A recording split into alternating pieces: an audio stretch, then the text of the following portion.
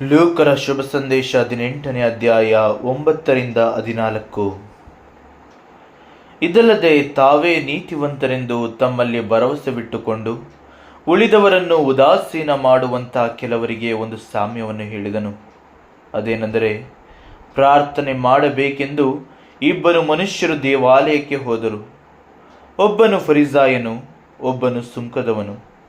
ಫರಿಸಾಯನು ನಿಂತುಕೊಂಡು ಪ್ರಾರ್ಥಿಸುವಾಗ ತನ್ನೊಳಗೆ, ದೇವರೇ, ಸುಲುಕೊಳ್ಳುವವರು, ಅನ್ಯಾಯಗಾರರು, ಹಾದರ ಮಾಡುವವರೂ ಆಗಿರುವ ಉಳಿದ ಜನರಂತೆ ನಾನಲ್ಲ, ಈ ಸುಂಕದವನಂತೆಯೂ ಅಲ್ಲ.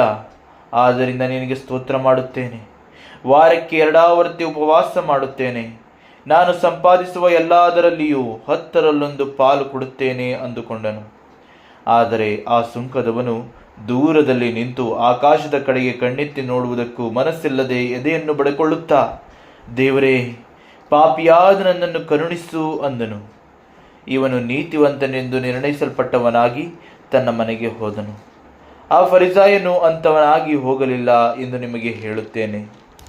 ತನ್ನನ್ನು ಹೆಚ್ಚಿಸಿಕೊಳ್ಳುವ ಪ್ರತಿಯೊಬ್ಬನು ತಗ್ಗಿಸಲ್ಪಡುವನು, ತನ್ನನ್ನು ತಗ್ಗಿಸಿಕೊಳ್ಳುವವನು ಹೆಚ್ಚಿಸಲ್ಪಡುವನು ಅಂದನು.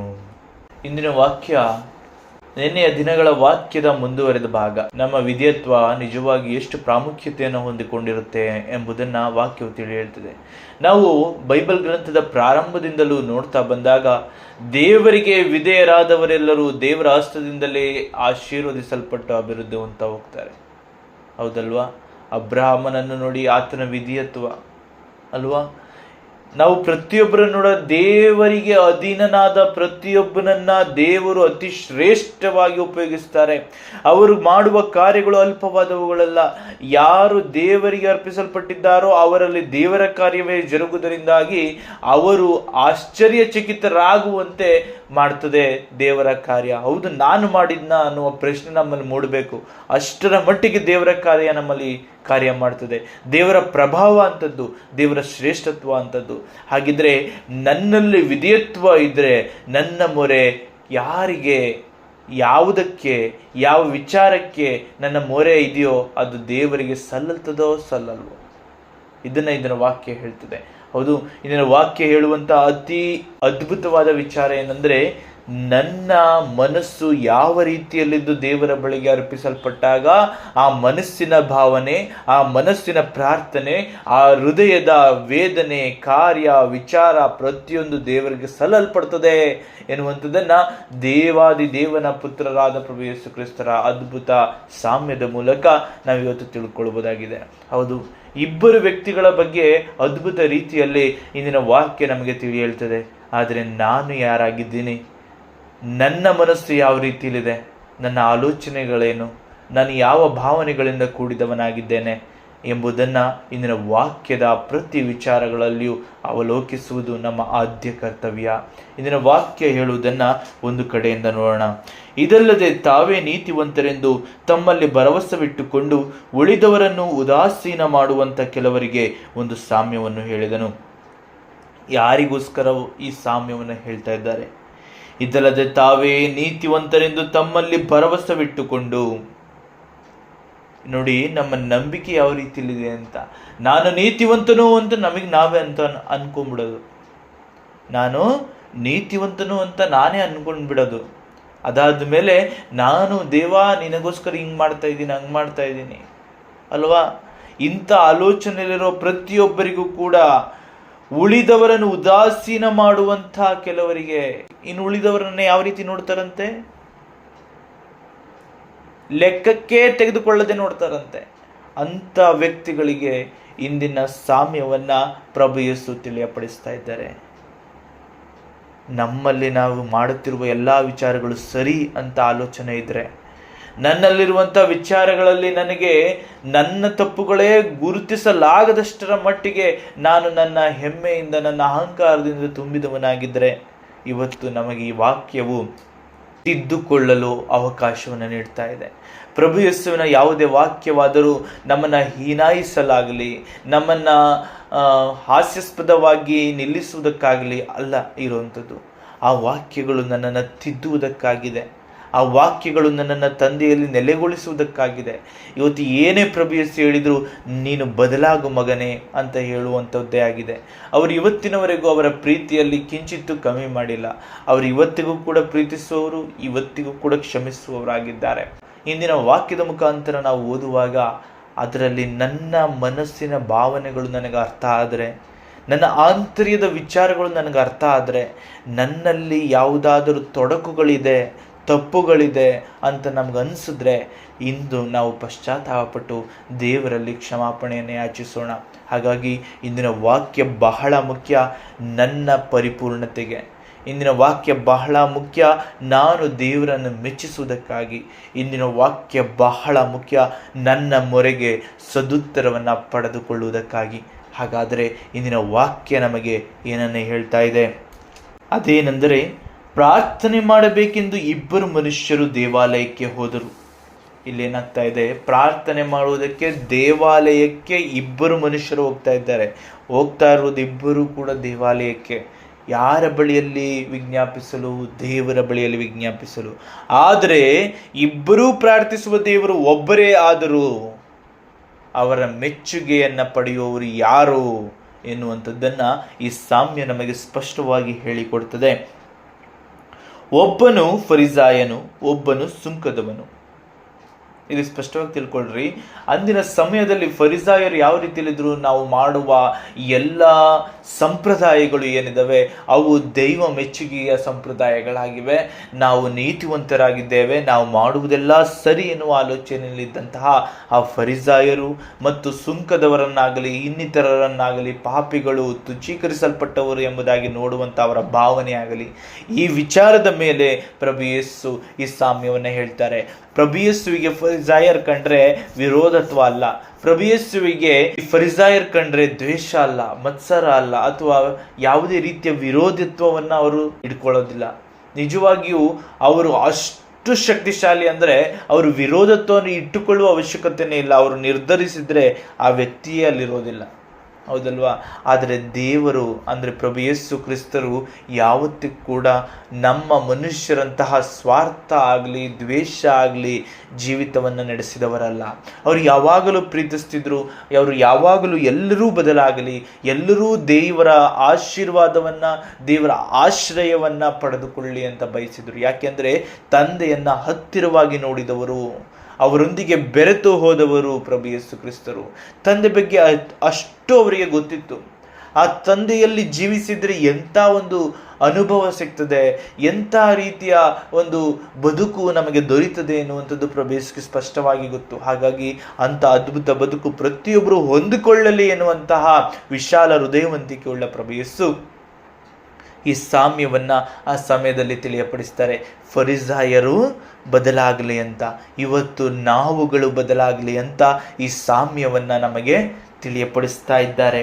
ಮುಂದಿನ ವಾಕ್ಯ ಹೇಳ್ತದೆ, ಫರಿಸಾಯನು ನಿಂತುಕೊಂಡು ಪ್ರಾರ್ಥಿಸುವಾಗ ತನ್ನೊಳಗೆ, ದೇವರೇ, ಸುಳ್ಳು ಕೊಳ್ಳುವವರು, ಅನ್ಯಾಯಗಾರರು, ಆದರ ಮಾಡುವವರು ಆಗಿರುವ ಉಳಿದ ಜನರಂತೆ ನಾನಲ್ಲ, ಈ ಸುಂಕದವನಂತೆಯೂ ಅಲ್ಲ. ಆದ್ದರಿಂದ ನಿನಗೆ ಸ್ತೋತ್ರ ಮಾಡುತ್ತೇನೆ. ವಾರಕ್ಕೆ 2 ಆವರ್ತಿ ಉಪವಾಸ ಮಾಡುತ್ತೇನೆ. ನಾನು ಸಂಪಾದಿಸುವ ಎಲ್ಲದರಲ್ಲಿಯೂ 10ರಲ್ಲೊಂದು ಪಾಲು ಕೊಡುತ್ತೇನೆ ಅಂದುಕೊಂಡನು. ಇಲ್ಲಿ ಸ್ಪಷ್ಟವಾಗಿ ತಿಳ್ಕೊಳ್ರಿ, ಫರಿಸಾಯರು ಹೇಳುವಂತಹ ಆ ಪ್ರಾರ್ಥನೆಯಲ್ಲಿನ ಪ್ರತಿ ವಿಚಾರವನ್ನು ನಾವು ಗಮನಿಸಿದಾಗ ಒಂದು ವಿಚಾರ ಸ್ಪಷ್ಟವಾಗಿ ಗೊತ್ತಾಗ್ತದೆ. ದೇವರೇ, ಸುಳ್ಳು ಕೊಳ್ಳುವವರು, ಅನ್ಯಾಯಗಾರರು, ಆದರ ಮಾಡುವವರು ಆಗಿರುವ ಉಳಿದ ಜನರಂತೆ ನಾನಲ್ಲ. ಏನಂತ ಹೇಳಿದ್ರು? ನಾನು ಶ್ರೇಷ್ಠನು, ಬೇರೆಯವ್ರ ಥರ ನಾನು ಪಾಪಿಷ್ಟನಲ್ಲ ಅಂತ ಹೇಳ್ತಾ ಇದ್ದಾರೆ. ಪೌಲರು ಹೇಳ್ತಾರೆ, ನಾನು ಪಾಪಿಗಳಲ್ಲಿಯೇ ಕಡು ಪಾಪಿ, ಎಲ್ಲರಿಗಿಂತ ಕಡೆಯವನು ನಾನು ಅಂತ ಹೇಳ್ತಾರೆ. ಯಾವಾಗ ಈ ಭಾವನೆ ಬರಲು ಸಾಧ್ಯ?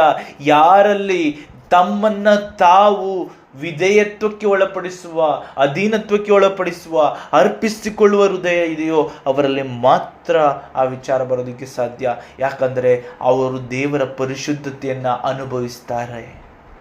ಯಾರು ದೇವರ ಪರಿಶುದ್ಧತೆಯನ್ನು ಅನುಭವಿಸಿರ್ತಾರೋ ಪ್ರತಿಯೊಬ್ಬರ ಮನೋಭಾವನೆಯು ಬದಲಾಗ್ತದೆ.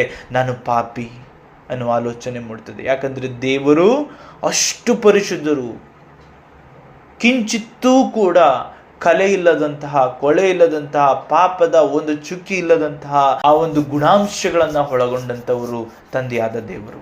ಹಾಗಾಗಿ ಅವರನ್ನು ನಾವು ಗ್ರಹಿಸುತ್ತಾ ಹೋದಂತೆ, ವಾಕ್ಯಗಳನ್ನು ಓದುತ್ತಾ ಅವರನ್ನು ಗ್ರಹಿಸುತ್ತಾ ಹೋದಂತೆ ಅಯ್ಯೋ ನಾನು ಪಾಪಿ ಎನ್ನುವ ಆಲೋಚನೆ ನಮಗೆ ಮೂಡ್ತದೆ. ಆ ಪಾಪಗಳಿಂದ ದೂರವಾಗಲು ನಮ್ಮ ಮನಸ್ಸು ಯಾವಾಗಲೂ ತವಕ ಪಡುವಂಥದ್ದಾಗ್ತದೆ. ಆದರೆ ಇಲ್ಲಿ ಫರಿಸಾಯನ ನುಡಿಗಳನ್ನು ಸ್ಪಷ್ಟವಾಗಿ ಗಮನಿಸ್ರಿ. ಯಾವತ್ತು ನನಗೆ ಅಹಂಕಾರ ಬರ್ತದೋ, ಯಾವತ್ತು ನಾನು ಶ್ರೇಷ್ಠನು ಅಂತ ಅನ್ಕೋತೀನೋ, ಯಾವತ್ತು ನಾನು ಮಾಡುವುದೆಲ್ಲ ಸರಿ ಅಂತ ಅನ್ಕೋತೀನೋ, ಆಗ ನನ್ನ ಪಾಪವು ನನ್ನ ಕಣ್ಣಿಗೆ ಬೀಳೋದೇ ಇಲ್ಲ. ನನ್ನ ಪಾಪವು ನನ್ನ ಕಣ್ಣಿಗೆ ಬೀಳಲಿಲ್ಲ ಅಂದ ಮಾತ್ರಕ್ಕೆ ಪಾಪವು ಪಾಪವಲ್ಲ ಅಂತ ಗುರುತಿಸಲ್ಪಡ್ತದಾ? ಸುಳ್ಳು ಸುಳ್ಳಲ್ಲ ಅಂತ ಗುರುತಿಸಲ್ಪಡ್ತದ? ಕಪ್ಪು ಬಣ್ಣ ಬಿಳಿ ಬಣ್ಣ ಆಗ್ಬಿಡುತ್ತಾ? ಅಥವಾ ಬಿಳಿ ಬಣ್ಣ ಕಪ್ಪು ಬಣ್ಣ ಆಗ್ಬಿಡುತ್ತಾ? ಇಲ್ಲ, ಬಿಳಿಯ ಬಣ್ಣ ಬಿಳಿಯ ಬಣ್ಣವೇ, ಕಪ್ಪು ಬಣ್ಣ ಕಪ್ಪು ಬಣ್ಣವೇ. ನುಡಿಯುವ ಸುಳ್ಳು ಸುಳ್ಳೇ, ಸತ್ಯ ಸತ್ಯವೇ. ಹಾಗಿದ್ದ ಮೇಲೆ ನನ್ನ ಆಂತರ್ಯದ ಪಾಪ, ನನ್ನ ಬಾಹ್ಯ ಪಾಪ ಯಾವುದೇ ಇರಲಿ, ನನಗೆ ಗೊತ್ತಿದ್ದೋ ಗೊತ್ತಿಲ್ಲದೆ ಮಾಡಿದ ಪ್ರತಿಯೊಂದು ಪಾಪಗಳು ಕೂಡ ಪಾಪವೇ ಆಗಿರ್ತವೆ, ಪುಣ್ಯವಾಗಲು ಸಾಧ್ಯವೇ ಇಲ್ಲ. ನಮ್ಮ ಆಲೋಚನೆಯೇ ಈ ರೀತಿಯಲ್ಲಿ ನಮ್ಮನ್ನು ಮಾಡ್ತಾ ಇರುವಂಥದ್ದು. ನಮಗೆ ಯಾಕೆ ಗೊತ್ತಾಗ್ತಾ ಇಲ್ಲ ನಾವು ಮಾಡುವ ಪಾಪಗಳು ಅಂದರೆ, ನನ್ನಲ್ಲಿರುವ ಅಹಂಕಾರ, ನಾನು ಎಲ್ಲ ಸರಿ, ಮಾಡೋದೆಲ್ಲ ಸರಿ ಅನ್ನೋ ಆ ಭಾವನೆ ನಮ್ಮನ್ನು ದಿನನಿತ್ಯವೂ ನಮ್ಮನ್ನು ಆ ಒಂದು ನಾಶಕರವಾದ ಗುಂಡಿಯಲ್ಲಿ ಬೀಳಿಸ್ತಾ ಇದೆ. ನಮಗೆ ಗೊತ್ತಿಲ್ಲ, ನಮಗೆ ಗೊತ್ತಾಗ್ತಾ ಇಲ್ಲ ಅಷ್ಟೇ. ನಮ್ಮಲ್ಲಿರುವ ಅಹಂಕಾರವು ನಮ್ಮ ಪಾಪಗಳನ್ನು ಮರೆಮಾಚಿ ನಮ್ಮನ್ನು ದಿನನಿತ್ಯವೂ ಕೂಡ ನಮ್ಮನ್ನು ಪರಲೋಕದ ಕಡೆಗೆ ಕರ್ಕೊಂಡು ಹೋಗ್ತಾ ಇಲ್ಲ, ನಾಶನದ ಕಡೆಗೆ ಕರ್ಕೊಂಡು ಹೋಗ್ತಾ ಇದೆ. ನಾವು ಅನ್ಕೋತಾ ಇದ್ದೀವಿ ನರಕಕ್ಕೆ ಹೋಗ್ತಾ ಇದ್ರು, ನಾವು ಅನ್ಕೋತಾ ಇದ್ದೀವಿ ನಾವು ಸ್ವರ್ಗವನ್ನು ಪಡೆಯುವವರಾಗಿದ್ದೇವೆ ಅಂತ.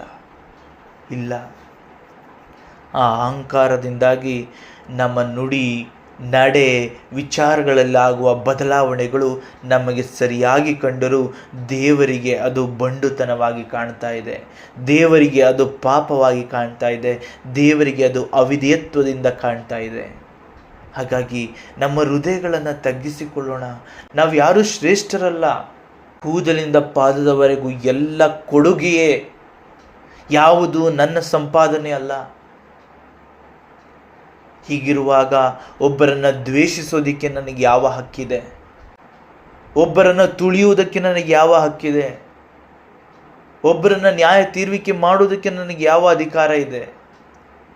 ಏನೂ ನನ್ನದಲ್ಲ ಅಂದ ಮೇಲೆ ಕೊಟ್ಟಾತನಿಗೆ ತಾನೇ ಅಧಿಕಾರ ಇರುವಂಥದ್ದು.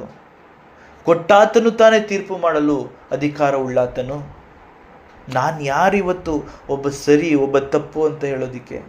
ನಾನು ಯಾರು ಇವತ್ತು ಅವನನ್ನು ಕಡೆಗಣಿಸೋದಕ್ಕೆ, ಇನ್ನೊಬ್ಬ ವ್ಯಕ್ತಿಯನ್ನು ಕಡೆಗಣಿಸೋದಕ್ಕೆ ನಾನು ಯಾರು ಇವತ್ತು ಇನ್ನೊಬ್ಬನಿಗೆ ನಾನು ಲೆಕ್ಕಾಚಾರ ಹಾಕಿ ಮಾತನಾಡಿ ಅವನ ಹೃದಯವನ್ನು ನೋಯಿಸೋದಕ್ಕೆ ನಾನು ಯಾರು? ನನ್ನ ದೊಡ್ಡಸ್ತಿಕೆ ಇದ್ದರೆ ಅದು ದೇವರು ನನಗೆ ಅನುಗ್ರಹಿಸಿದ್ದು. ಈ ಸತ್ಯವೇ ನನಗೆ ಅರ್ಥ ಆಗ್ತಾ ಇಲ್ಲ ಅಂದರೆ ನಾನು ಎಷ್ಟು ನಾಶಕ್ಕೆ ಹತ್ರ ಆಗಿಬಿಟ್ಟಿದ್ದೀನಿ ಎನ್ನುವಂಥದ್ದನ್ನು ನಾವು ಒಂದು ಸಾರಿ ಊಹಿಸಿ ನೋಡಬೇಕು. ಲೋಕದ ಸೃಷ್ಟಿಯೇ ದೇವರ ಕೈ ಕೆಲಸ, ಅದರ ನಡುವೆ ಜೀವಿಸ್ತಾ ಇದ್ದೀವಿ. ಇವತ್ತು ನಾನು ಏನೋ ಅಧಿಕಾರವನ್ನು ಪಡ್ಕೊಂಡೆ, ನನ್ನ ಸ್ಥಾನಮಾನ ಬದಲಾಗಿದೆ, ಅಥವಾ ಇನ್ನೊಂದು ವಿಚಾರ ನಮ್ಮಲ್ಲಿ ಜರುಗ್ತಾ ಇದೆ ಅಂದಾಗ ನಾವೇನಾದರೂ ಅದನ್ನು ನನ್ನ ತಲೆಯ ಮೇಲೆ ಕಿರೀಟವನ್ನಾಗಿಸಿಕೊಂಡು ಜೀವಿಸಿದರೆ ನಿಜವಾಗಿಯೂ ನನ್ನ ಪಾಪಗಳು, ನನ್ನ ತಪ್ಪುಗಳು ನನ್ನ ಮನವರಿಕೆಗೆ ಬರೋದೇ ಇಲ್ಲ. ಆಗಲೇ ಇಲ್ಲಿ ಸಾಮ್ಯದಲ್ಲಿ ತಿಳಿಸಲ್ಪಟ್ಟಂಥ ಫರಿಸಾಯರಂತೆ ನಾವು ಜೀವಿಸುವಂಥದ್ದು. ನಾನು ಕಷ್ಟಪಟ್ಟೆ, ನಾನು ದುಡ್ದೆ, ನಾನು ಮಾಡಿದೆ ಎನ್ನುವ ಆಲೋಚನೆಗಳು ಆಗ ಬರ್ತವೆ. ಹಾಗಾಗಿ ಯಾವಾಗಲೂ ಕೂಡ ದೇವರ ಸೃಷ್ಟಿಯ ಬಗ್ಗೆ ಓದ್ರಿ. ಯಾವಾಗಲೂ ಕೂಡ ನಾನು ಕೂಡ ದೇವರ ಸೃಷ್ಟಿ ಅನ್ನೋದನ್ನು ನೆನಪಿಸಿಕೊಳ್ಳ್ರಿ.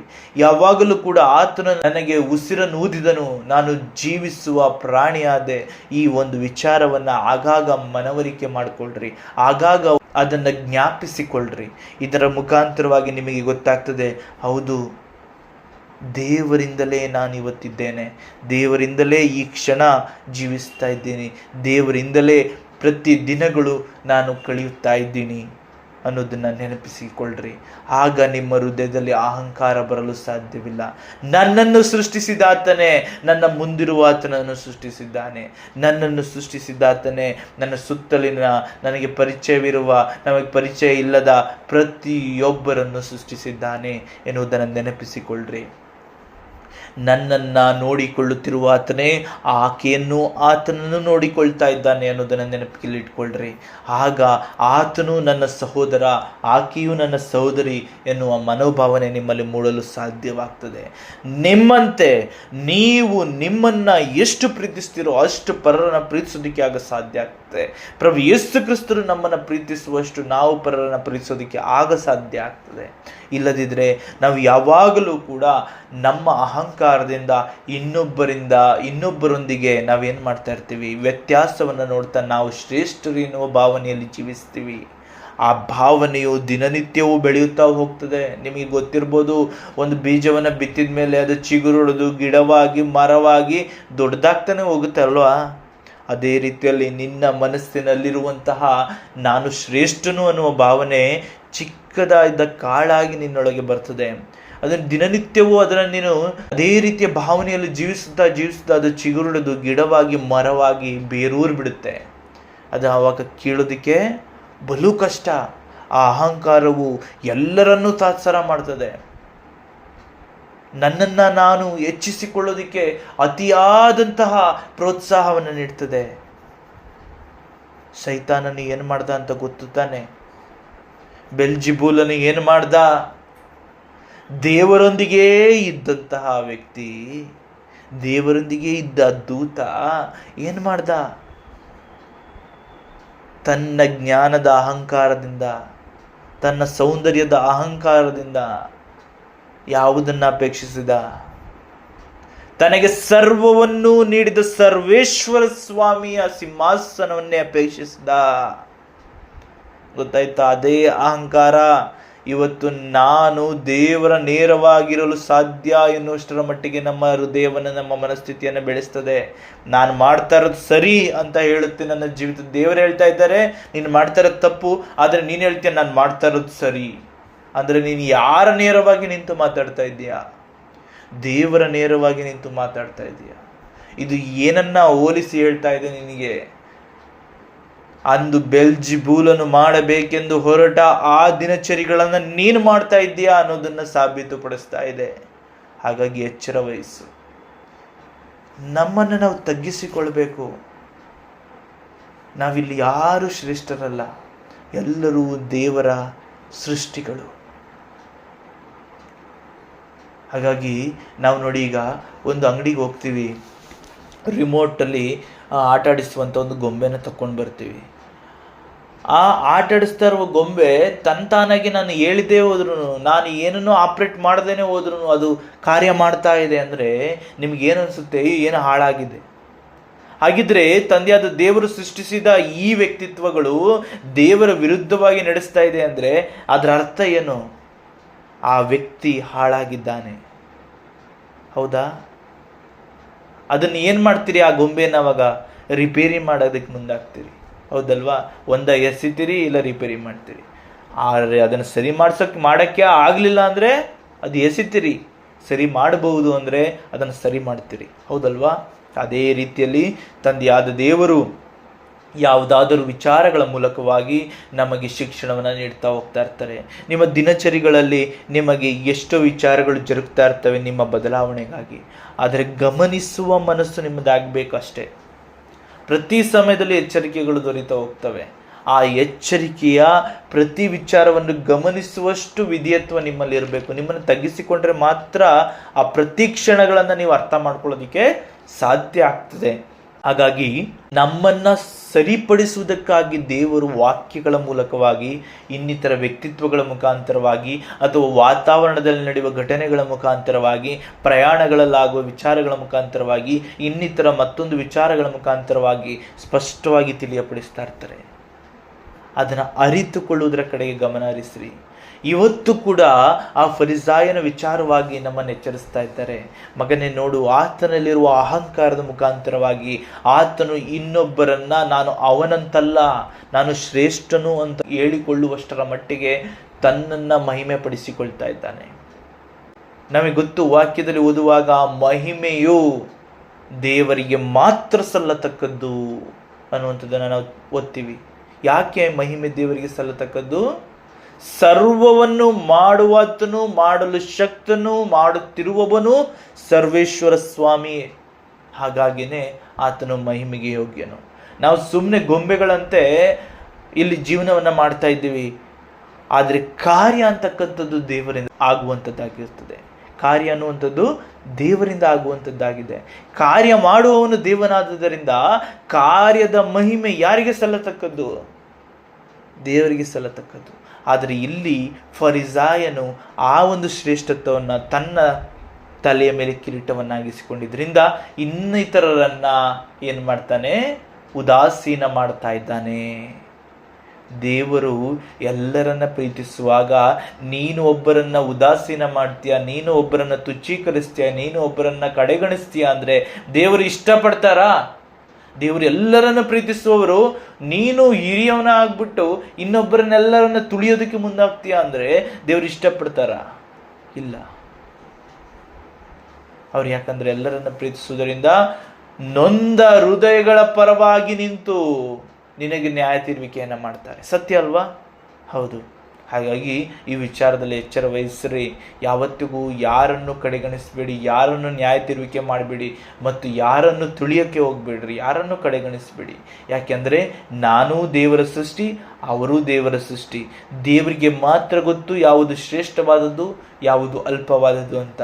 ನಾನು ಸೃಷ್ಟಿಸಿದವನಲ್ಲ, ಹಾಗಿದ್ದ ಮೇಲೆ ನನಗೆ ಗೊತ್ತಿಲ್ಲ ಆತನು ಶ್ರೇಷ್ಠನ ಆತನು ಅಲ್ಪನ ಅಂತ. ಆದರೆ ಒಂದು ಮಾತ್ರ ಗೊತ್ತು, ನಾನು ಅವರು ಇಬ್ಬರು ದೇವರ ಸೃಷ್ಟಿ, ನಾವು ಹಾಗಾಗಿ ಸಹೋದರ ಸಹೋದರಿಯರೇ ಆಗಿದ್ದೇವೆ ಎನ್ನುವುದು ಮಾತ್ರ ನಮಗೆ ಗೊತ್ತು. ಹೀಗಿರುವುದರಿಂದ ನಾವಿಬ್ಬರೂ ಕೂಡ ಒಂದೇ, ಇಲ್ಲಿ ತಾರತಮ್ಯ ಇಲ್ಲ. ಅವರು ತಪ್ಪು ಮಾಡ್ತಾ ಇದ್ದಾರಾ? ದೇವರಲ್ಲಿ ಪ್ರಾರ್ಥಿಸು. ನನ್ನಲ್ಲೇ ತಪ್ಪಿದ್ರೂ ಅವರು ತಿಳಿಯಪಡಿಸ್ತಾರೆ, ನೋಡು ಮಗನೇ, ನೀನು ನೋಡುತ್ತಿರುವ ರೀತಿ ಸರಿ ಇಲ್ಲ, ಹೇಳ್ಕೊಡ್ತಾರೆ.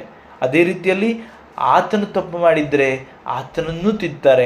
ಯಾಕೆಂದರೆ ದೇವರು ಯಾವಾಗಲೂ ಕೂಡ ಮೊದಲು ಸರಿಪಡಿಸೋದಕ್ಕೆ ನೋಡೋದು, ಸಡನ್ನಾಗಿ ನಾಶ ಮಾಡಲ್ಲ. ನಿನವೆ ಪಟ್ಟಣವನ್ನು ಒಂದೇ ಸರಿ ನಾಶ ಮಾಡಿಬಿಟ್ರಾ? ಇಲ್ಲ. ಯೋನನನ್ನು ಕಳಿಸಿಕೊಟ್ರು. ಯಾಕೆ? ತಿದ್ದಬೇಕು ಫಸ್ಟು. ನನ್ನ ಸೃಷ್ಟಿ ಯಾವುದು ನಾಶ ಆಗಬಾರ್ದು, ಹೌದಲ್ವಾ? ಅದೇ ರೀತಿಯಲ್ಲಿ ಈ ಶಿಕ್ಷಣ ವಾಕ್ಯೋಪದೇಶಗಳು ಇರುವುದೇ ನನ್ನನ್ನು ತಿದ್ದುವುದಕ್ಕಾಗಿ, ಅಥವಾ ಇನ್ನಿತರರ ಮುಖಾಂತರವಾಗಿ, ಲೋಕದ ವಾತಾವರಣದ ಮುಖಾಂತರವಾಗಿ ದೇವರು ಯಾವಾಗಲೂ ತಿದ್ದೋದಕ್ಕೆ ಮುಂದಾಗ್ತಾರೆ. ಯಾಕೆಂದರೆ ಒಬ್ಬೊಬ್ಬ ಮನುಷ್ಯನು ರಕ್ಷಣೆ ಹೊಂದಬೇಕು ಅನ್ನೋದೇ ದೇವರ ಆಸೆ. ಅರ್ಥ ಆಗ್ತಿದೆ ಅಲ್ವಾ? ಹಾಗಾಗಿ ನಾವು ಯಾವಾಗಲೂ ಎಲ್ಲರನ್ನೂ ಕೂಡ ನಮ್ಮಂತೆಯೇ ನೋಡುವವರಾಗುವುದಕ್ಕೆ ನಾವು ಕಲಿಬೇಕು. ನಮಗೆ ಯಾರಲ್ಲಾದರೂ ತಪ್ಪು ಕಾಣ್ತಾ ಇದೆ ಅಂದರೆ ನಾವು ದೇವರಲ್ಲಿ ಪ್ರಾರ್ಥಿಸುವುದನ್ನು ಯಾವಾಗಲೂ ಕಲಿತಿರಬೇಕು. ಯಾಕಂದರೆ ನೋಹನ ಮುಖಾಂತರವಾಗಿ ಕಲಿತ ಪಾಠ ಅದು ನಮಗೆ. ಆತನು ಎಲ್ಲರೂ ದುಷ್ಟರಾದಾಗ ಅವರ ವಿಚಾರವಾಗಿ ಮನಮರುಗಿ ಆತನು ದೇವರಲ್ಲಿ ಏನು ಮಾಡ್ತಾನೆ? ಅದನ್ನು ಹೇಳ್ಕೊತಾನೆ ದೇವರ ಹತ್ರ, ಹೌದಲ್ವಾ? ಅದರ ಅರ್ಥ ಏನು? ಒಬ್ಬ ನೀತಿವಂತನ ಹೃದಯ ಇನ್ನೊಬ್ಬರನ್ನು ತುಚ್ಛೀಕರಿಸಲ್ಲ. ದೇವರೇ ಇವರನ್ನು ಕ್ಷಮಿಸು, ಪ್ರಭೇಸಿ ಹೇಳ್ತಾರಲ್ಲ, ದೇವರೇ ಇವರನ್ನು ಕ್ಷಮಿಸು, ಇವರು ಏನು ಮಾಡುತ್ತಿರೋರು, ಇವರು ಅರಿಯರು ಅಂತ ಆ ಹೃದಯವಂತಿಕೆಯನ್ನು ನೀಡ್ತದೆ. ಅರ್ಥ ಆಗ್ತಿದೆ ಅಲ್ವಾ? ಹಾಗಾಗಿ ಈ ಫರಿಸಾಯನಲ್ಲಿರುವ ಈ ಗುಣವು ನಮ್ಮನ್ನು ಹೋಲುವುದೇ ಆದರೆ ಇವತ್ತು ನಾವು ಬದಲಾಗಬೇಕು. ಅದಕ್ಕಾಗಿ ಈ ಶಿಕ್ಷಣವನ್ನು ನಮಗಾಗಿ ದೇವರು ನೀಡುತ್ತಾ ಇದ್ದಾರೆ. ಮುಂದಿನ ವಾಕ್ಯ ಹೇಳ್ತದೆ, ಆದರೆ ಆ ಸುಂಕದವನು ದೂರದಲ್ಲಿ ನಿಂತು ಆಕಾಶದ ಕಡೆಗೆ ಕಣ್ಣೆತ್ತಿ ನೋಡುವುದಕ್ಕೂ ಮನಸ್ಸಿಲ್ಲದೆ ಎದೆಯನ್ನು ಬಡಕೊಳ್ಳುತ್ತಾ, ದೇವರೇ, ಪಾಪಿಯಾದ ನನ್ನನ್ನು ಕರುಣಿಸು ಅಂದನು. ಏನು ಹೇಳದಂತೆ? ದೇವರೇ, ಪಾಪಿಯಾದ ನನ್ನನ್ನು ಕರುಣಿಸು ಅಂತ ಹೇಳ್ದ. ಯಾರೊಂದಿಗೂ ಅವನು ಹೋಲಿಸಿ ನೋಡಲೇ ಇಲ್ಲ. ಅವನು ತನ್ನನ್ನು ದೇವರ ಮುಂದೆ ತನ್ನ ಹೃದಯವನ್ನು ತೆರೆದು ಹೇಳ್ತಾ ಇದ್ದಾನೆ, ಪಾಪಿಯಾದ ನನ್ನನ್ನು ಕರುಣಿಸು ಅಂತ. ಇದು ನಿಜವಾಗಿ ನಮ್ಮಲ್ಲಿ ಬೇಕಾಗಿರುವಂಥದ್ದು. ನಾನು ದೇವರ ಮಗನಾಗಿ ನನ್ನ ಅಣ್ಣ ತಮ್ಮಂದಿರು ಅಕ್ಕ ತಂಗಿಯರನ್ನು ನಾನೇ ತುಚ್ಛೀಕರಿಸಿದರೆ ನಾನು ನಿಜವಾಗಿಯೂ ಆ ಕುಟುಂಬಕ್ಕೆ ಯೋಗ್ಯನಾಗಿದ್ದೀನಾ? ಅಲ್ಲ, ಯೋಗ್ಯನಲ್ಲ.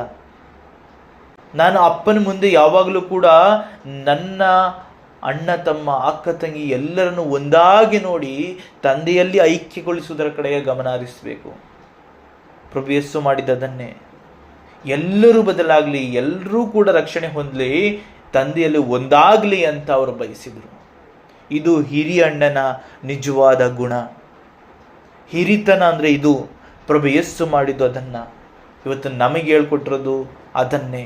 ನೀವು ಎಲ್ಲರನ್ನ ಒಡ್ಡುಗೂಡಿಸ್ರಿ, ದೇವರಲ್ಲಿ ಒಂದುಗೂಡಿಸ್ರಿ. ಅದೇ ಕ್ರೈಸ್ತತ್ವ. ಶಿಷ್ಯರುಗಳೆಲ್ಲರೂ ಸುವಾರ್ತೆನ ಸಾರುವುದಕ್ಕೋದ್ರು. ಆ ಸುವಾರ್ತೆ ಏನು? ದೇವರಲ್ಲಿ ಒಂದುಗೂಡಿಸುವುದೇ ಸುವಾರ್ತೆ. ಬನ್ನಿ, ಈ ಪಾಪಕ್ಕೆ ವಿಮುಖರಾಗ್ರಿ, ದೇವರ ಕಡೆಗೆ ಅಭಿಮುಖರಾಗ್ರಿ. ಸುವಾರ್ತೆ, ದೇವರಲ್ಲಿ ಐಕ್ಯಗೊಳಿಸುವುದನ್ನ ಸುವಾರ್ತೆ ಅಂತ ಕರೆಯುವಂಥದ್ದು. ಅದಕ್ಕಾಗಿಯೇ ಸುವಾರ್ತೆ ಬಂದಂಥದ್ದು. ಹಾಗಾಗಿ ವಾಕ್ಯ ಹೇಳುವ ಪ್ರತಿಯೊಂದು ವಿಚಾರವನ್ನು ಗಮನಿಸ್ರಿ. ಆತನ ಅಹಂಕಾರ, ಆತನ ಇನ್ನೊಬ್ಬರನ್ನು ತುಚ್ಛೀಕರಿಸುವ ಮನೋಭಾವನೆ ದೇವರಿಗೆ ಇಷ್ಟ ಆಗಲಿಲ್ಲ. ಆದರೆ ಈ ಒಬ್ಬ ಸುಂಕದವನ ಮನಸ್ಥಿತಿ, ತನ್ನ ಮನಸ್ಸಿನಲ್ಲಿಯೇ ಆತನ ದೇವರ ಕಡೆಗೆ ಕಣ್ಣೆತ್ತಿ ನೋಡಲು ಕೂಡ ಯೋಗ್ಯನಲ್ಲ ಎಂಬುದಾಗಿ ತನ್ನನ್ನು ತಗ್ಗಿಸಿಕೊಂಡು ಪಾಪಿಯಾದ ನನ್ನನ್ನು ಕರುಣಿಸು ಅಂತ ಹೇಳಿದ್ನಲ್ಲ, ಅಲ್ಲಿ ಆತನು ಗೆದ್ದ. ನೀನು ಎಂಥವನೇ ಆಗಿರೋ, ಅಪ್ಪ ನನಗೆ ಕ್ಷಮಿಸಪ್ಪ, ಸಾರಿ, ನಾನು ಇನ್ಮೇಲೆ ಮಾಡಲ್ಲಪ್ಪ ಅಂತ ಹೇಳಿದಾಗ ಅಪ್ಪ ಕ್ಷಮಿಸ್ತಾರೆ. ಯಾಕೆ? ಅಪ್ಪನಿಗೆ ಅವನು ಮಾಡಿದ ಪಾಪದಿಂದ ಅವನು ಬಿಡುಗಡೆ ಹೊಂದಬೇಕು ಅನ್ನುವ ಆಲೋಚನೆ ಇದೆ ಹೊರತು ಈ ಮಗನೇ ಬೇಡ ಅನ್ನುವ ಆಲೋಚನೆ ಇಲ್ಲ.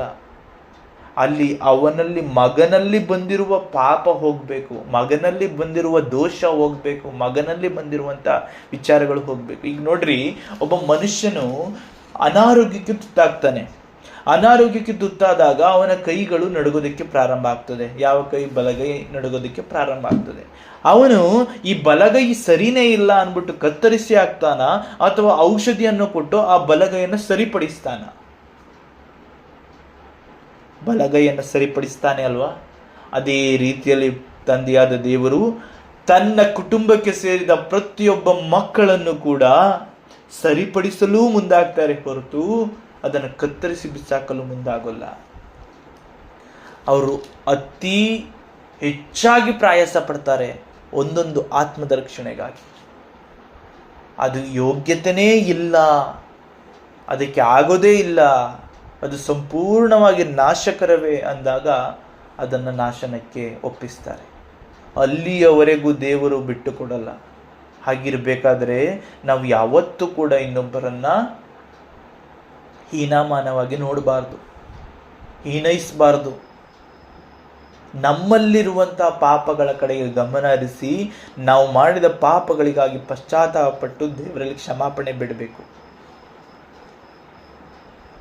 ದಾನಿಯೇಲನು ಮೂರಾವರ್ತಿ ದೇವರಲ್ಲಿ ಪ್ರಾರ್ಥಿಸ್ತಾ ಇದ್ದ ಪ್ರತಿದಿನ, ಹೌದಲ್ವಾ? ಪ್ರಾರಂಭ ಕಾರ್ಯವೈಖರಿಯ ದಿನಚರಿಗಳು ಜರುಗುವಾಗ, ಆ ಎಲ್ಲ ಕಾರ್ಯಗಳು ಜರುಗಿದ ನಂತರ ಎಲ್ಲ ಸಮಯದಲ್ಲೂ ದೇವರನ್ನು ನೆನೆಸ್ತಾ ಇದ್ದಿದ್ದಾದರೂ ಏನಕ್ಕೆ ಅಂತ ನಾವು ನೋಡಿದಾಗ ಆತನು ತನ್ನನ್ನು ಪಾಪದಿಂದ ದೂರವಿಡುವುದಕ್ಕಾಗಿ. ಹೌದಲ್ವಾ? ನಾವು ಎಷ್ಟು ದೇವರ ಪ್ರಸನ್ನತೆಯಲ್ಲಿರ್ತೀವೋ ಅಷ್ಟು ನಾವು ಪರಿಶುದ್ಧರಾಗಿರ್ತೀವಿ. ದೇವರ ಪ್ರಸನ್ನತೆಯಿಂದ ದೂರ ಆದರೆ, ದೇವರನ್ನ ಮರೆತು ಬಿಟ್ರೆ, ದೇವರನ್ನ ಮರೆತು ಲೋಕದಲ್ಲಿ ನಾವು ಒಂದಾಗಿಬಿಟ್ರೆ, ಆಗ ನಮ್ಮಲ್ಲಿ ನಮಗೆ ಗೊತ್ತಿಲ್ಲದೆ ಪಾಪಗಳು ಜರುಗ್ತಾ ಹೋಗ್ತವೆ. ಹೌದಲ್ವಾ? ದಾವೀದನು ಪ್ರತಿ ಸಾರಿಯೂ ಕೂಡ ತಾನು ಮಾಡಿದ ಪಾಪಗಳು ತನಗೆ ಗೊತ್ತಾಗಿದ್ದ ತಕ್ಷಣ ಅವನಿಂದ ನಾನು ಪಾಪ ಮಾಡಿದೆ, ಇವನಿಂದ ನಾನು ಪಾಪ ಮಾಡಿದೆ ಅಂತ ಹೇಳಕ್ ಹೋಗ್ತಾ ಇರಲಿಲ್ಲ. ನಾನು ಪಾಪ ಮಾಡಿದ್ದೀನಿ, ನನ್ನ ಕ್ಷಮಿಸು ಅಂತ ದೇವರ ಹತ್ರ ಕೇಳ್ಕೊಳಕ್ ಹೋಗ್ತಾ ಇದ್ದ. ಅದು ಏನು ಹೇಳ್ಕೊಡ್ತಾ ಇದೆ? ತನ್ನ ಮಗನಿಂದಲೇ ಅವನು ತನ್ನ ಸಾಮ್ರಾಜ್ಯದ ಆ ರಾಜತ್ವವನ್ನು ಕಳ್ಕೊಂಡು ಆ ಕಾಡಿನಲ್ಲಿರುವಾಗ ಒಬ್ಬ ವ್ಯಕ್ತಿ ಹೇಳುವ ಮಾತುಗಳಿಗೆ ಆತನು ಹೇಳುವ ಮಾತೇನು? ದೇವರೇ ಅವರನ್ನು ಬಿಟ್ಟಿದ್ದಾನೆ, ದೇವರೇ ಅವರನ್ನು ಬಿಟ್ಟಿದ್ದಾರೆ, ಅವನು ಮಾತಾಡಲಿ ಬಿಡು ಅಂತ ಹೇಳ್ತಾನೆ. ಅಂದರೆ ಅದರ ಅರ್ಥ ಹೇಳು, ದೇವರಿಗೆ ಆತನು ಎಷ್ಟು ದಾಸನಾಗಿದ್ದಾನೆ. ಅವನು ರಾಜಾದಿರಾಜನಾಗಿದ್ದ ಅಲ್ವಾ ದಾವೀದ? ಆದರೆ ಅವನು ಹೇಳ್ತಾನೆ ದೇವರೇ ಅವನಿಗೆ ಮಾತನಾಡಲು ಬಿಟ್ಟಿದ್ದಾರೆ ಅಂತ. ಅಂದರೆ ದೇವರಿಗೆ ಅವನು ಎಷ್ಟು ದಾಸನಾಗಿದ್ದ. ದೇವರ ಹೊರತಾಗಿ ಏನೂ ಜರುಗೋದಿಲ್ಲ. ದೇವರು ಅಧಿಕಾರ ಕೊಡದ ಹೊರತು ಯಾವುದೂ ಜರುಗೋದಿಲ್ಲ. ದೇವರು ಮಾತನಾಡಲು ಅವನಿಗೆ ಅಧಿಕಾರ ಕೊಟ್ಟು ನನಗೆ ಕೇಳುವ ಸ್ಥಿತಿಯಲ್ಲಿಟ್ಟಿದ್ದಾರೆ. ಅಂದರೆ ನಾನು ಕೇಳುವವನಾಗಬೇಕು ಅಂತ ನಾನು ತಗ್ಗಿಸಿಕೊಳ್ತಾನೆ. ಇದು ನಮ್ಮಲ್ಲಿ ಮೂಡಬೇಕಾದಂಥ ಆಲೋಚನೆ. ದಾವೀದನು ಕೂಡ ಉಪವಾಸ ಮಾಡ್ತಾ ಇದ್ದ, ಎಲ್ಲ ರೀತಿಯ ಸಂಪ್ರದಾಯಗಳನ್ನು ನೆರವೇರಿಸ್ತಾ ಇದ್ದ.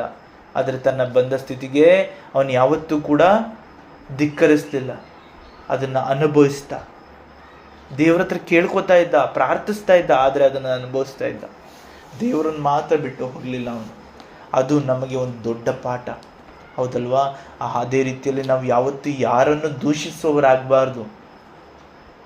ನಾವು ಯಾವತ್ತೂ ಕೂಡ ಯಾರನ್ನು ದೂಷಿಸುವವರಾಗಬಾರ್ದು. ಆದರೆ ನನ್ನಲ್ಲಿರುವಂಥ ತಪ್ಪುಗಳಿಗಾಗಿ ನಾವು ಕ್ಷಮಾಪಣೆ ಬೇಡುವಂತಹ ಮನಸ್ಸು ನಮ್ಮಲ್ಲಿರಬೇಕು, ಆ ವಿಧಿಯತ್ವ ನಮ್ಮಲ್ಲಿರಬೇಕು. ಆಗ ದೇವರು ನಮ್ಮ ಪ್ರಾರ್ಥನೆಯನ್ನು, ನಮ್ಮ ಜೀವಿತವನ್ನು ಮುಟ್ತಾರೆ. ನಮ್ಮಲ್ಲಿ ಒಂದು ಚೈತನ್ಯ, ಹೊಸ ಜೀವಿತದ ರೂಪುಗೊಳ್ಳೋದಕ್ಕೆ ಸಾಧ್ಯವಾಗ್ತದೆ. ನಮ್ಮ ಜೀವಿತ ಜರುಗೋದಕ್ಕೆ ಸಾಧ್ಯ ಆಗ್ತದೆ. ಮುಂದಿನ ವಾಕ್ಯ ಹೇಳ್ತದೆ, ಇವನು ನೀತಿವಂತನೆಂದು ನಿರ್ಣಯಿಸಲ್ಪಟ್ಟವನಾಗಿ ತನ್ನ ಮನೆಗೆ ಹೋದನು. ಇಲ್ಲಿ ಏನು ಬೇಕಾಗಿತ್ತಪ್ಪ? ದೇವರಿಂದ ಉತ್ತರ ಬೇಕಿತ್ತು. ಯಾರನ್ನ ದೇವರು ನೀತಿವಂತನು ಅಂತ ಪರಿಗಣಿಸಿದ್ರು? ಸುಂಕದವನನ್ನು, ಫರಿಸಾಯನನ್ನು ನೀತಿವಂತನೆಂದು ಪರಿಗಣಿಸಿದ್ರ? ಇಲ್ಲ. ಹಾಗಾಗಿ ನನ್ನಲ್ಲಿರುವ ಅಹಂಕಾರವು ನಾನು ಅನೀತಿವಂತನು ಎಂಬುದಾಗಿ ಗುರುತಿಸುವಂತೆ ಮಾಡ್ತದೆ. ನಾನು ಯಾವಾಗಲೂ ದೇವರ ದೃಷ್ಟಿಕೋನದಿಂದ ನೋಡುವ ವ್ಯಕ್ತಿ ಆಗಬೇಕು. ದೇವರು ಎಲ್ಲರನ್ನ ಪ್ರೀತಿಸಿ ನೋಡ್ತಾರೆ, ನಾನು ಪ್ರೀತಿಸುವವನಾಗಿದ್ದೇನಾ? ದೇವರು ಎಲ್ಲರನ್ನ ಕರುಣಿಸ್ತಾರೆ, ನಾನು ಕರುಣಿಸುವವನಾಗಿದ್ದೇನಾ? ದೇವರು ಎಲ್ಲರನ್ನು ಕ್ಷಮಿಸ್ತಾರೆ, ನಾನು ಕ್ಷಮಿಸುವವನಾಗಿದ್ದೇನಾ? ದೇವರು ಎಲ್ಲರೂ ಕೂಡ ಉತ್ತಮವಾಗಿ ಜೀವಿಸಲಿ ಅಂತ ಬಯಸ್ತಾರೆ, ನಾನು ಆ ರೀತಿಯಲ್ಲಿ ಇದ್ದೀನಾ? ದೇವರು ಪರಿಶುದ್ಧರಾಗಿ ಒಳ್ಳೆಯವರಾಗಿದ್ದಾರೆ, ನಾನು ಅವನ ಮಗನಾಗಿ ಮಗಳಾಗಿ ಆ ಥರ ಇದ್ದೀನಾ? ಇದು ಬಹಳ ಮುಖ್ಯ. ಪ್ರಭು ಯೇಸು ತನ್ನನ್ನು ವ್ಯಕ್ತಪಡಿಸಿದರು, ತನ್ನ ಪರಿಶುದ್ಧತೆಯನ್ನು ವ್ಯಕ್ತಪಡಿಸಿದರು, ತನ್ನ ನೀತಿವಂತಿಕೆಯನ್ನು ವ್ಯಕ್ತಪಡಿಸಿದರು. ಆದರೆ ಎಲ್ಲೂ ಕೂಡ ನಾನು ನೀತಿವಂತನು, ನಾನು ಪರಿಶುದ್ಧನು, ನಾನು ಶ್ರೇಷ್ಠನು ಅಂತ ಎಲ್ಲೂ ಹೇಳ್ಕೊಳ್ಳಿಲ್ಲ. ಆ ಶ್ರೇಷ್ಠತ್ವ ಆಗಲಿ, ಆ ಪರಿಶುದ್ಧತೆ ಆಗಲಿ, ಆ ನೀತಿವಂತಿಕೆ ಆಗಲಿ, ಅದು ನಮ್ಮ ಜೀವಿತದ ನಡವಳಿಕೆಯಿಂದ ವ್ಯಕ್ತವಾಗಬೇಕು. ನಾನು ಕ್ರಿಶ್ಚಿಯನ್ ಎನ್ನುವಂಥದ್ದು ನನ್ನ ನಡವಳಿಕೆ ಹೇಳಬೇಕು. ಇದನ್ನು ದೇವರು ಬಯಸ್ತಾರೆ. ನಾನು ದೇವಾದಿ ದೇವನ ಮಗನು, ಮಗಳು ಅಂತ ನನ್ನ ಜೀವಿತ, ನನ್ನ ಕಾರ್ಯವೈಖರಿ, ನನ್ನ ಮಾತಾಡುವ ರೀತಿ, ನನ್ನ ಭಾವನೆ, ನನ್ನ ವಿಚಾರಗಳು ಹೇಳಬೇಕು. ಅದನ್ನು ದೇವರು ಬಯಸ್ತಾರೆ. ಬಾಯಿಂದ ಏನೋ ಒಂದು ಹೇಳಿದ ತಕ್ಷಣ ನಾನು ನೀತಿವಂತನಾಗೋಲ್ಲ, ನಾನು ಶ್ರೇಷ್ಠನಾಗೋಲ್ಲ. ನನ್ನ ಜೀವಿತದಲ್ಲಿನ ಕಾರ್ಯವೈಖರಿ, ನಾನು ತಂದೆಯಾದ ದೇವರಿಗೆ ಅಧೀನವಾದ ರೀತಿ, ಇದು ನನ್ನನ್ನು ನೀತಿವಂತನನ್ನಾಗಿ ಪರಿಗಣಿಸ್ತದೆ. ಹಾಗಾಗಿ ದೇವರು ಇವತ್ತಿನ ದಿನ ವಾಕ್ಯದ ಮೂಲಕ ತಿಳಿಯಪಡಿಸುವ ಅದ್ಭುತ ಶಿಕ್ಷಣವನ್ನು ಅದ್ಭುತ ರೀತಿಯಲ್ಲಿ ಮನಸ್ಸಿನಲ್ಲಿ ಇಟ್ಕೊಳ್ಳೋಣ. ನನ್ನಲ್ಲಿ ಅಹಂಕಾರ ಇದೆಯಾ? ನಾನು ಎಷ್ಟರವನು? ನಾನು ಕೂದಲನ್ನು ಸೃಷ್ಟಿಸಿಲ್ಲ. ಗಾಳಿ, ಉಸಿರಾಡ್ತಾ ಇರುವ ಗಾಳಿಯೂ ನನ್ನದಲ್ಲ, ಏನೂ ನನ್ನದಲ್ಲ. ನಾನು ಎಲ್ಲವೂ ದೇವರಿಂದ ಪಡೆದು ಬಂದಿದ್ದೇನೆ, ನಾನು ಶ್ರೇಷ್ಠನಾಗಿಲ್ಲ. ಇದನ್ನು ನಾವು ಮನಸ್ಸಿನಲ್ಲಿ ಇಟ್ಕೊಳ್ಬೇಕು. ನನ್ನ ಶ್ರೇಷ್ಠತ್ವವು ದೇವರಿಂದಲೇ ದೊರೆಯುವಂಥದ್ದು. ದೇವರನ್ನು ಮಹಿಮೆ ಪಡಿಸಬೇಕು. ನನ್ನ ಸಹೋದರ, ನನ್ನ ಅಕ್ಕಪಕ್ಕದ ವ್ಯಕ್ತಿ, ಅವನು ಪಾಪದಲ್ಲಿ ಬೀಳ್ತಾ ಇದ್ದಾನೆ, ದೇವರಲ್ಲಿ ಮೊರೆ ಇಡಬೇಕು. ಯಾಕೆಂದರೆ ನನ್ನ ಸಹೋದರ ಸಹೋದರಿ, ಪ್ರಭು ಯೇಸು ಪ್ರತಿಯೊಬ್ಬರು ರಕ್ಷಣೆ ಹೊಂದಲಿ ಅಂತ ಕಾರ್ಯ ಮಾಡಿದರು. ನಾನು ಅವನು ನಾಶ ಆಗಲಿ ಅಂತ ಬಯಸ್ತಾ ಇದ್ದೀನಿ ಅಂದರೆ ನಾನು ಪ್ರಭು ಯೇಸು ನಾನು ಆಗ್ತೀನ? ಸಾಧ್ಯ ಇಲ್ಲ ಅಲ್ವಾ?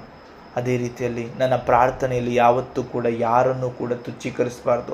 ಅವರಿಗಾಗಿ ಪ್ರಾರ್ಥಿಸ್ರಿ, ಆದರೆ ಯಾರನ್ನೂ ಕೂಡ ತುಚ್ಛೀಕರಿಸಬೇಡಿ, ಯಾರನ್ನೂ ಉದಾಸೀನ ಮಾಡಬೇಡಿ, ಯಾರನ್ನೂ ತಿರಸ್ಕರಿಸಬೇಡಿ. ಪ್ರಭು ಯೇಸು ಅದನ್ನು ಮಾಡಿಲ್ಲ. ನಾವು ಅವರ ಅನುಯಾಯಿಗಳಾಗಿದ್ದು ಅದನ್ನು ನಾವು ಮಾಡಬಾರದು. ಅದನ್ನೇ ದೇವರು ಮೆಚ್ಚುವಂಥದ್ದು. ಮುಂದಿನ ವಾಕ್ಯ ಹೇಳ್ತದೆ, ಆ ಫರಿಸಾಯನು ಅಂಥವನಾಗಿ ಹೋಗಲಿಲ್ಲ ಎಂದು ನಿಮಗೆ ಹೇಳುತ್ತೇನೆ. ಆ ರೀತಿಯಲ್ಲಿ ಫರಿಸಾಯನು ಹೋಗಲಿಲ್ಲ, ಆದರೆ ಸುಂಕದವನು ನೀತಿವಂತನೆಂದು ಪರಿಗಣಿಸಿ ಮನೆಗೆ ಹೋದ ಅಂತ ಹೇಳ್ತಾ ಇದ್ದಾರೆ. ತನ್ನನ್ನು ಹೆಚ್ಚಿಸಿಕೊಳ್ಳುವ ಪ್ರತಿಯೊಬ್ಬನು ತಗ್ಗಿಸಲ್ಪಡುವ. ನೋಡಿದ್ರ, ನನ್ನಲ್ಲಿ ಅಹಂಕಾರ ಇದ್ದರೆ ನನ್ನನ್ನು ದೇವರು ಏನು ಮಾಡ್ತಾರಂತೆ? ತಗ್ಗಿಸ್ತಾರೆ. ತನ್ನನ್ನು ತಗ್ಗಿಸಿಕೊಳ್ಳುವವನು ಹೆಚ್ಚಿಸಲ್ಪಡುವನು. ನಾನು ನನ್ನನ್ನು ವಿಧೇಯನಾಗಿಸಿಕೊಂಡ್ರೆ ನನ್ನನ್ನು ಉನ್ನತಿಗೆ ತರ್ತಾರೆ. ಯೋಸೇಫನು ಕಾರಾಗೃಹದಲ್ಲಿದ್ದು ಸೇವೆ ಮಾಡಿಕೊಂಡಿದ್ದ. ಇಡೀ ದೇಶದ ಅಧಿಕಾರ ಅವನಿಗೆ ಸಿಕ್ತು, ಹೌದಲ್ವಾ? ಹೌದು, ದಾನಿಯೇಲನು ಕೂಡ ಸೆರೆ ಹೋದವನು ದೇವರಿಗೆ ಅಧೀನನಾಗಿ ಶ್ರೇಷ್ಠ ಸ್ಥಾನಮಾನವನ್ನು ಪಡ್ಕೊಳ್ತಾನೆ. ಹೌದಲ್ವಾ? ದಾವೀದನು ಕುರಿಯನ್ನು ಕಾಯ್ಕೊಂಡಿದ್ದ, ಆದರೆ ದೇವರ ವಿಚಾರದಲ್ಲಿ ಬಹಳ ಹೆಮ್ಮೆಯಿಂದ ಜೀವಿಸ್ತಿದ್ದ ವ್ಯಕ್ತಿ. ಆತನು ದೇವರಿಗೆ ಅಧೀನನಾಗಿದ್ದ. ದೇವರು ಅಂದರೆ ಆತನಿಗೆ ಗೊತ್ತಿತ್ತು ಆತನು ಶ್ರೇಷ್ಠನು ಅಂತ. ದೇವರು ಅಂದರೆ ಆತನು ನನ್ನ ತಂದೆ, ಅಷ್ಟರ ಮಟ್ಟಿಗೆ ನಮ್ಮ ತಂದೆ ವಿಚಾರವಾಗಿ ಮಾತಾಡ್ತಾನೆ, ನನ್ನ ದೇವರ ವಿಚಾರವಾಗಿ ಮಾತಾಡ್ತಾನೆ. ಅಷ್ಟರ ಮಟ್ಟಿಗೆ ಆತನಲ್ಲಿ ಆ ಒಂದು ಹಿರಿಮೆ ಇತ್ತು ತನ್ನ ತಂದೆಯಾದ ದೇವರ ಮೇಲೆ. ಆ ವಿಧೇಯತ್ವ, ಆ ಹಿರಿಮೆ ಆತನನ್ನ ತಂದೆಯಾದ ದೇವರಿಂದ ಆಶೀರ್ವದಿಸಲ್ಪಟ್ಟು ರಾಜಾದಿರಾಜನನ್ನಾಗಿ ಮಾಡಿತು. ದೇವರು ಯಾರನ್ನು ಬಿಡಲಿಲ್ಲ. ಯಾರ್ಯಾರು ವಿಧೇಯರಾದರೂ ಅವರೆಲ್ಲರನ್ನ ಆಶೀರ್ವದಿಸಿ ಮೇಲೆತ್ತಿದ್ದಾರೆ. ಅಬ್ರಹಾಮನು ವಿಧೇಯನಾಗಿ ತನ್ನನ್ನು ತಗ್ಗಿಸಿಕೊಂಡ, ದೇವರಿಗೆ ಅರ್ಪಿಸಿಕೊಂಡ, ದೇವರು ಆಶೀರ್ವದಿಸಿದರು.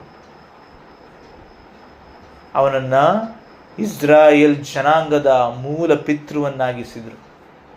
ಹೌದಲ್ವಾ?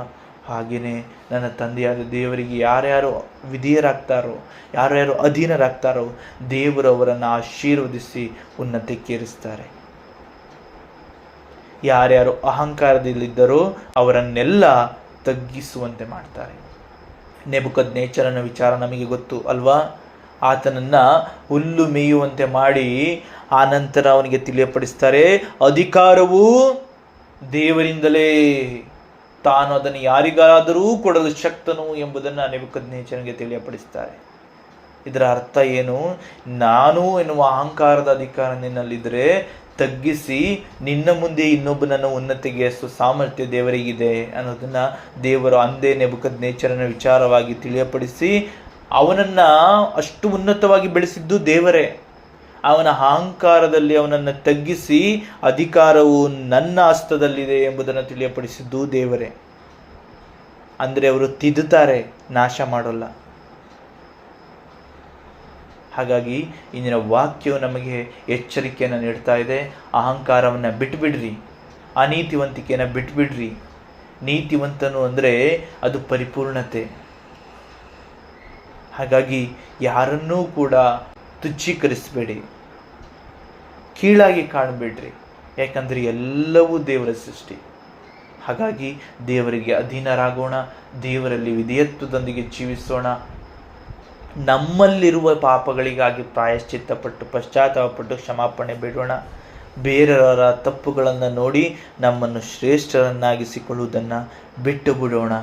ದೇವರೇ ನನ್ನನ್ನು ದೃಷ್ಟಿಸು, ದೇವರೇ ನನ್ನನ್ನು ಪರಿಪೂರ್ಣಗೊಳಿಸು, ದೇವರೇ ನನ್ನಲ್ಲಿರುವ ದುಷ್ಟತ್ವಗಳನ್ನು ನನಗೆ ತಿಳಿಯಪಡಿಸು, ದೇವರೇ ಅವುಗಳನ್ನು ಬಿಟ್ಟು ಜೀವಿಸಲು ನನಗೆ ಶಕ್ತಿ ಸಾಮರ್ಥ್ಯವನ್ನು ನೀಡಿ ನನ್ನೊಂದಿಗಿದ್ದು ನನ್ನನ್ನು ಮುನ್ನಡೆಸು, ಎಲ್ಲದರಿಂದ ಬಿಡುಗಡೆ ಹೊಂದಲು ನನಗೆ ಸಹಾಯ ಮಾಡು ಎನ್ನುವುದಾಗಿ ದೇವರಲ್ಲಿ ಪ್ರಾರ್ಥಿಸೋಣ. ಮನಪೂರ್ವಕವಾಗಿ ಪ್ರಾರ್ಥಿಸೋಣ. ಆಮೇನ್. ಪ್ರೀತಿ ಸ್ವರೂಪನ ತಂದೆಯೇ, ಕೃಪಾಳು ದೇವನೇ, ಹೌದು ಸ್ವಾಮಿ, ನಾವು ಅಯೋಗ್ಯರು, ಅಶಕ್ತರು, ಏನನ್ನೂ ಕೂಡ ನಾವೇ ಪಡೆದುಕೊಂಡು ಬಂದವರಲ್ಲ.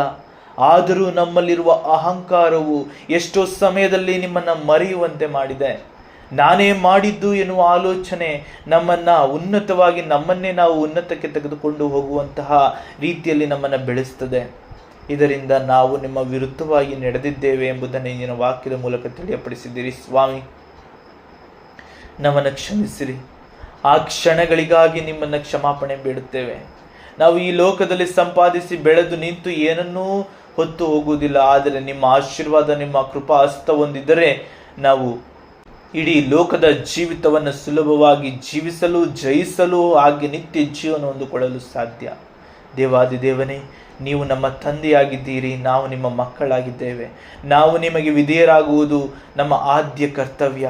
ಈ ಕರ್ತವ್ಯವನ್ನು ನೆನೆದು ತಂದೆಯಾದ ನಿಮ್ಮ ನಾಮವನ್ನು ಹೆಮ್ಮೆಯಿಂದ ಹೇಳಿಕೊಂಡು ಜೀವಿಸುವ ಆ ಹೆಮ್ಮೆಯ ಬದುಕು ನಮ್ಮದಾಗಲು ಎಲ್ಲ ಘನ ಮಾನ ಮಹಿಮೆಯನ್ನು ನಿಮಗೆ ಸಲ್ಲಿಸುತ್ತಾ ನಮ್ಮ ಬದುಕು ಸದಾ ತಂದೆಯ ಅಧೀನದಲ್ಲಿರುವ ಮಕ್ಕಳ ಆಗಿರುವಂತೆ ರೂಪಿಸಿ ನಮ್ಮನ್ನು ಮುನ್ನಡೆಸಿರಿ ಎಂಬುದಾಗಿ ಪರಿಶುದ್ಧ ನಾಮವಾದ ಯೇಸು ಕ್ರಿಸ್ತರ ನಾಮದ ಮುಖಾಂತರವಾಗಿ ನಿಮ್ಮನ್ನು ಪ್ರಾರ್ಥಿಸುತ್ತೇವೆ ತಂದೆಯೇ.